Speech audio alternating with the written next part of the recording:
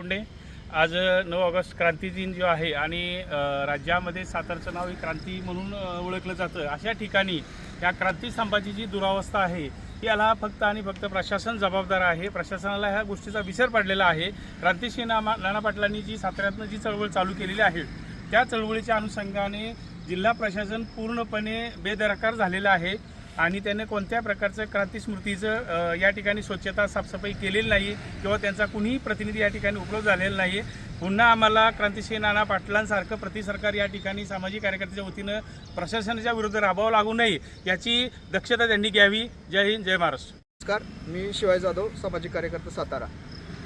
आज 9 ऑगस्ट हा क्रांती दिन संपूर्ण देशभर साजरा केला जातो। 9 ऑगस्ट हा महात्मा गांधींनी इंग्रजांना चले जाओचा जो नारा दिला होता त्यासाठी हा क्रांती दिवस आपण ज्या स्वातंत्र्य सेनानी आहेत, हुतात्मा झालेले आहेत, त्यांच्या स्मरणार्थ आपण खरं तर हा दिन साजरा करत असतो। हा दिन साजरा करत असताना सातारमधील आम्ही सर्व सामाजिक कार्यकर्ते स्तंभाला अभिवादन करण्यासाठी इथं आलो असता इथली परिस्थिती पाहिली तर इथं गेटला कुलूप होतं आणि स्तंभाच्या कडेनं पूर्ण गवत आणि घाण अस्वच्छता होती। याकडं प्रशासनानं दुर्लक्ष केलं। वास्तविक या ठिकाणी आज सातारा जिल्हा आपण क्रांतिकारकांचा जिल्हा म्हणतो। आज इथं हजारो लाखो लोक उमडायला पाहिजे होती, यायला पाहिजे होती, परंतु प्रशासनाच्या सरकारमधील लोकप्रतिनिधींच्या अनास्थेमुळे लोकांमध्ये सुद्धा याची जनजागृती किंवा जाणीव राहत नाही। खरी हे आमच्यासाठी शोकांतिक आहे।